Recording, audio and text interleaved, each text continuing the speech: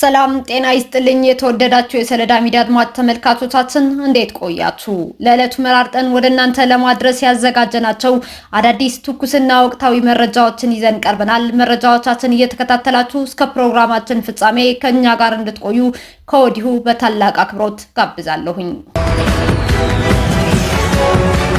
ሻዕቢያ ለፋኖና ለህወሓት ታጣቂዎች ከጥቅምት በዓል በፊት ጥቃት እንዲጀምሩ ትዕዛዝ መስጠቱ ተገለጸ። ሻዕቢያ እንደለመደው ኢትዮጵያን ለማተራመስ ከጥቅምት በዓል በፊት ጦርነት እንዲጀመር ግፊት እያደረገ ይገኛል። ከኤርትራ የተላከው ተተኳሽ ለፋኖ ኃይሎችና ለህወሓት አመራሮች ተከፋፍለዋል የተባለ ሲሆን የጥቅምት በዓል ስሜቱ ከመጀመሩ በፊት ጦርነት እንዲያቀጣጥሉም በሻዕቢያ መታዘዛቸውም ተነግሯል። ከሰሞኑን በሚዲያ ብቅ ብሎ ኢትዮጵያን ሲሳደብ የተሰማው ኢሳያስ አፈወርቂ በአመራሮቹ በኩል ጊዜው አሁን ነው፣ አሁን ተነሱ ሲሉ ለሀገሩ ውስጥ ባንዳዎች በግልጽ ትዕዛዝ መስጠቱም ተነግሯል። ከኤርትራው መንግስት ሻዕቢያ ትዕዛዝ የደረሳቸው የህወሓት የጦር አበጋዞች በመቀሌ ከተማ አይደር ክፍለ ከተማ ከጦርነቱ የተመለሱ ታጣቂዎችን በግድ እያፈሱ ወደ ኤርትራ ማሰልጠኛ ጣቢያዎች መውሰድ መጀመሩንም የተገለጸ ሲሆን እንደ ዲሽቃ ዙ 23 እና ብሬን የመሳሰሉ የጦር መሳሪያዎች ሻዕቢያ የህወሓት ቡድንን እያስታጠቀ እንደሆነም ተጠቁሟል። በዲዲአር ማለትም የትጥቅ መፍታትና መልሶ መቋቋም መርሃ ግብር ወይም በፍቃደኝነት ከሰራዊቱ የለቀቁና ከቤተሰቦቻቸው ጋር የሚኖሩ በአጠቃላይ የትግራይ ወጣቶች የዚህ የጥፋት አጀንዳ ድግስ የሆነው በህወሓት የጦር አበጋዞች የመታፈስ ሰለባ እንዳይሆኑ ከፍተኛ ጥንቃቄ ማድረግ እንዳለባቸው የጥንቃቄ መልእክትም ተላልፈዋል።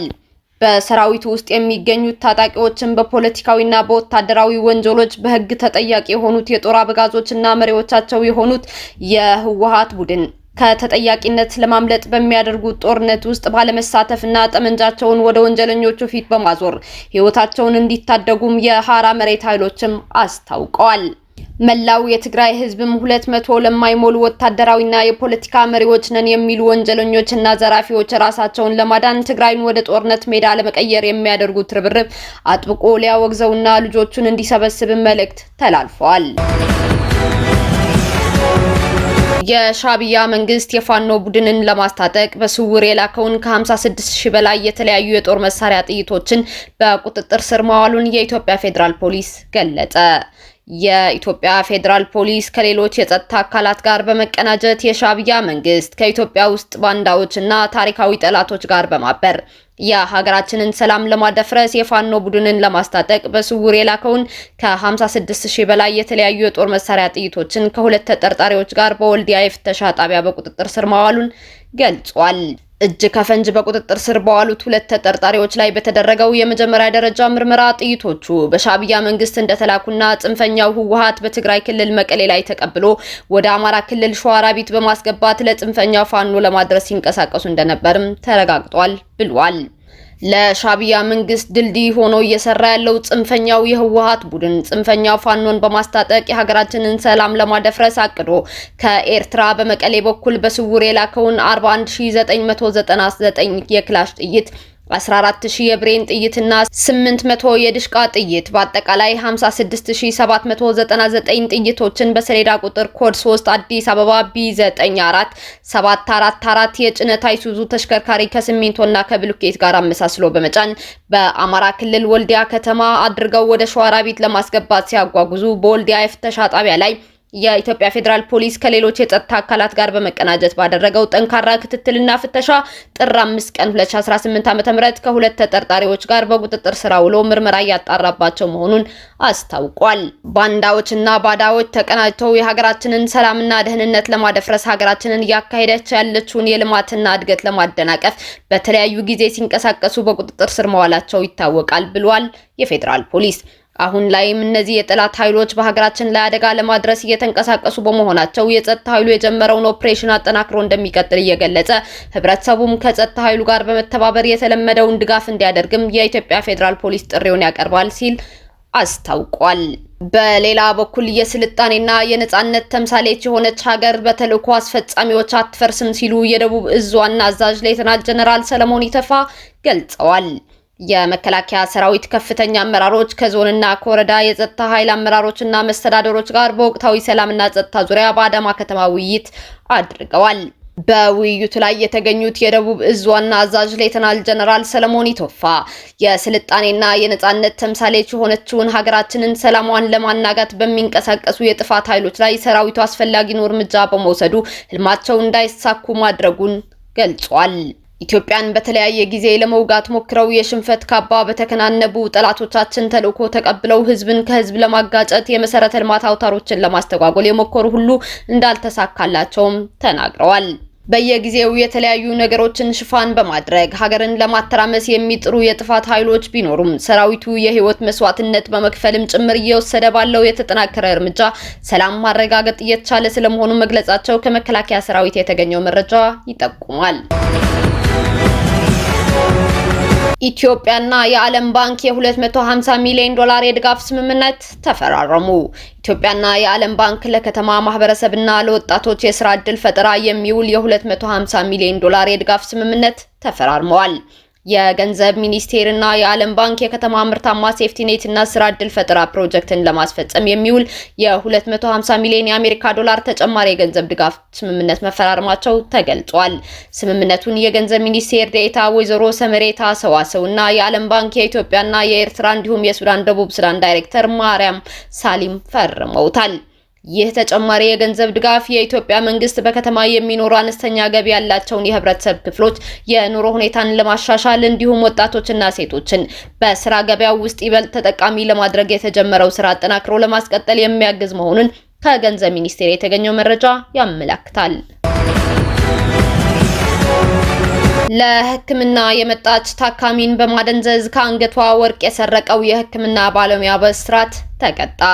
በኦሮሚያ ክልል ሰሜን ሸዋ ዞን ፍቼ ከተማ ነዋሪ የሆኑት ግለሰብ በተሰማቸው ህመም ምክንያት መስከረም 16 ቀን 2018 ዓ.ም ጠዋት 3 ሰዓት ላይ በፍቼ ከተማ ቡርቃ ጎራ ባጃጅ ተራ ወደሚገኘው የግል ሆስፒታል ያመራሉ። ግለሰቧ የደም ግፊት ምርመራ ለማድረግ የሄዱ ሲሆን በወቅቱ በክሊኒኩ ውስጥ በማገልገል ላይ የነበረ በሙያው ነርስ የሆነ ፍቃዱ እሸቱ የተባለ ግለሰብ ለምርመራ ወደ ምርመራ ክፍል አስገብቶ የመመርመሪያ አልጋ ላይ እንዳስተኛቸው የፍቼ ከተማ አስተዳደር ፖሊስ ጽሕፈት ቤት ኃላፊ ኢንስፔክተር ታምሩ ቶልቻ ገልጸዋል።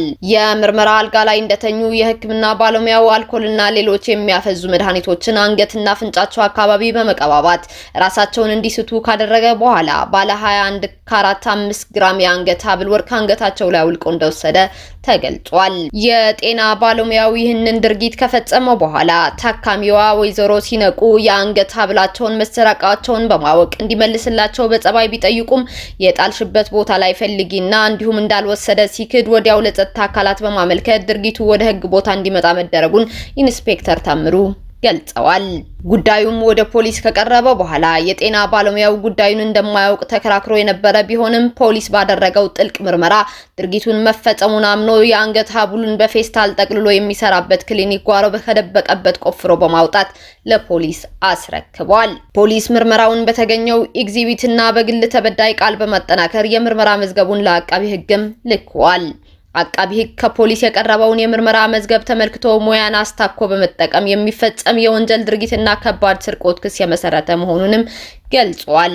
የአቃቢ ህግ ክስን የተከታተለው የግራሮ ጃርሶ ወረዳ ፍርድ ቤት ጥር 5 ቀን 2018 ዓ.ም በዋለው ችሎት ተከሳሽ ፍቃዱ እሸቱ በ2 ዓመት ከ9 ወር እስራት እንዲቀጣና የሙያ ፍቃዱም እንዲሰረዝ የተወሰነበት መሆኑን ኢንስፔክተር ታምሩ ጨምረው ገልጸዋል። መረጃው የዳጉ ጀርናል ነው። ሩሲያ ለአፍሪካ ሀገራት የሚከፈለውን የቅኝ አገዛዝ ካሳ በትክክል ለማስላት ሀሳብ አቀረበች። የቀድሞ የቅኝ ገዥ ኃይሎች በቅኝ አገዛዝ ዘመን ላደረሱት ጉዳት ለአፍሪካ ሀገራት ሊከፍሉት የሚገባውን የካሳ መጠን ግልጽ በሆነ የገንዘብ አሃዝ ለማስቀመጥ ያለመ ሀሳብ መቅረቡን በሩሲያ የሳይንስ አካዳሚ የአፍሪካ ጥናት ኢንስቲትዩት ዳይሬክተር ኢሪና አብራሞቫ ለስፑትኒክ ተናግረዋል። አሰራሩም የሚከተለውን ይመስላል። አንደኛ፣ የጋራ ምርምር። የሩሲያና የአፍሪካ የትምህርት ተቋማት አስፈላጊውን ጥናት የሚያካሂዱ ተመሳሳይ ላቦራቶሪዎችን በጋራ ያቋቁማሉ። ሁለተኛ፣ ሂሳባዊ ስሌት። እነዚህ ማዕከላት በካሳ መልክ የሚከፈለውን አጠቃላይ የገንዘብ መጠን በሂሳባዊ ቀመር በዝርዝርም ያሰላሉ። ሶስተኛ ህጋዊ ክትትል የተሰላው አሃዝ በዓለም አቀፍ ፍርድ ቤቶችና ህጋዊ በሆኑ መንገዶች ካሳውን ለመጠየቅ እንደ መሰረት ሆኖም ያገለግላል። ይህ ተነሳሽነት አፍሪካውያን የፈረንጆቹን 2025 የካሳ ዓመት ብለው ከማወጃቸው ጋር ተያይዞ የቀረበ ቀጥተኛ ድጋፍ ተደርጎም ተወስዷል። ሩሲያ በአፍሪካ ያላት ሚና ሉዓላዊነትን የማጠናከር ሲሆን ለልማት የሚረዱ ትምህርትና ቴክኖሎጂ መሰረቶችን በመገንባት እገዛ እንደምታደርግ ምሁሩ አጽንኦት ሰጥተውም ገልጸዋል። መረጃው የስፑትኒክ ነው። የአሜሪካ ሴናተሮች ትራምፕ ግሪንላንድን እንዳይወሩ የሚያስችል ረቂቅ አዋጅ አቀረቡ። የዩናይትድ ስቴትስ ሴናተሮች ፕሬዝዳንት ዶናልድ ትራምፕ የኔቶ ግዛት የሆነችውና ራሷን የምታስተዳድረውን የዴንማርክ ደሴት ግሪንላንድን እንዳይወሩ ለማድረግ የሚያስችል ረቂቅ አዋጅ አቅርበዋል። ማክሰኞ ዕለት ይፋ የሆነው የሁለትዮሽ የኔቶ አንድነት ጥበቃ ህግ የመከላከያና የውጭ ጉዳይ ሚኒስቴር በማንኛውም የኔቶ አባል ሀገራት ግዛት ላይ ለመከልከል፣ ለመያዝ፣ ለማጠቃለል ወይም በሌላ መንገድ ለቁጥጥር ለማድረግ እንዳይጠቀሙ ይከለክላል። በዲሞክራት ጄን ሻሂን እና በሪፐብሊካን ሊዛ ሙርኮውስኪ የተጻፈው ረቂቅ ህግ አስፈላጊ ከሆነ ኃይል በመጠቀም ከፊል የዴንማርክ ግዛት የሆነችውን ግሪንላንድ በዋሽንግተን ቁጥጥር ስር እንድትሆን ትራምፕ ደጋግመው መናገራቸው ስጋት እየጨመረ በመምጣቱ የተነሳ ነው።